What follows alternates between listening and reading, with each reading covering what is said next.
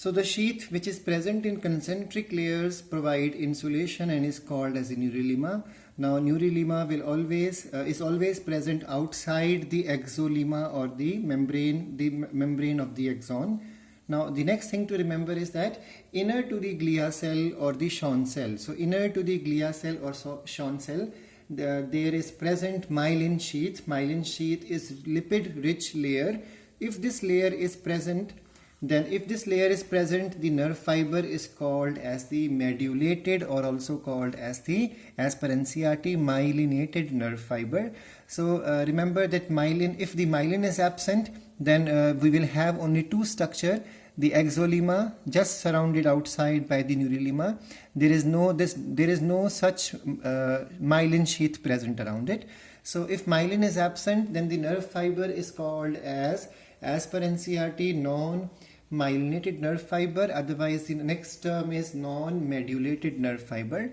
Now we need to remember myelin is not continuous. I told you from the NCERT also, myelin is not continuous, but the neurulema is continuous.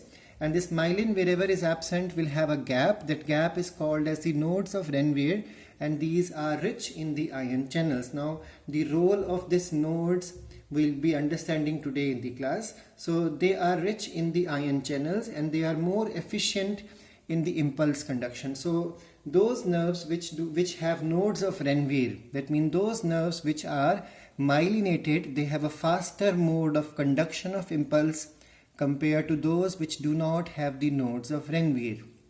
That means all those nerve fibers which have myelin sheath will have nodes of Renwier, and they will have a faster speed, or you can say more speed of conduction of impulse. That means they work faster and more efficiently compared to those nerves which do not have nerve fibers, which do not have the myelin sheath, because of the absence of the myelin sheath, there is no nodes of Renwier there. So the speed of the transmission of impulse is slower in the case of the non-myelinated nerve fibers. The next thing to understand is the function of the glia cell. The neuroglia cell or the glia cells are supposed to be providing nutrition to the neurons. They also perform the picking up of the wastes of the neuron, because neurons are living cells in the human body, so they need nutrition. So nutrition has to be supplied through the glia cells. And then because cells are metabolizing, so same way neurons also metabolize. So during metabolism, wastes are produced. Those wastes are picked up by the glia cells to pick up the new waste so that the neurons can remain fresh. Then maintaining the ion balance is also done by the glia cells, and insulation to prevent the dilution of impulse. We'll be learning about that in detail. So insulation is also done with the help of the glia cells. Now as per NCERT, the next concept to understand is the generation and conduction of the nerve impulse. So let me read first from the NCERT, then we will go through the notes also. So neurons are excitable cells because their membranes are in a polarized state. Then the different type of ion channels are present on the neural membrane. Neural membrane means the membrane of the neuron, plasma membrane of the neuron.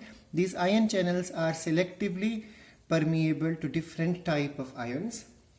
When a neuron is not conducting any impulse, we call it as in the resting situation. The axonal membrane is comparatively more permeable to the potassium ions and nearly impermeable to the sodium ions. Similarly, the membrane is impermeable to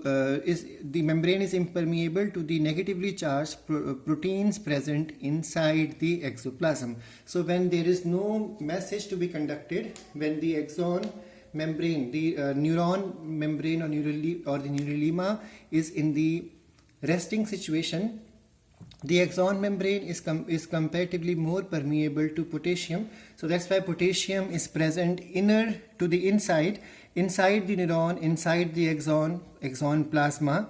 You will have a lot of potassium ion inside and negatively charged proteins inside compared to the sodium. Sodium is present in abundance outside. So Na plus is outside in number, K plus is more inside in number, and the negatively charged proteins are also inside. Consequently, the exoplasm inside the exon contains higher concentration of K plus and negatively charged proteins and low concentration of Na plus.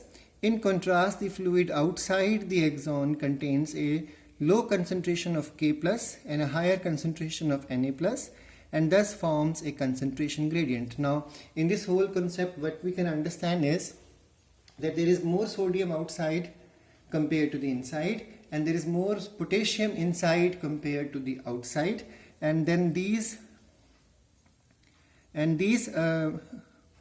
ionic gradients across the resting potential are maintained by the active transport of ions by the sodium potassium pump. If you remember, we have done about this pump in the previous chapters also, that there is a pump which is supposed to be using ATP. It's an active transport.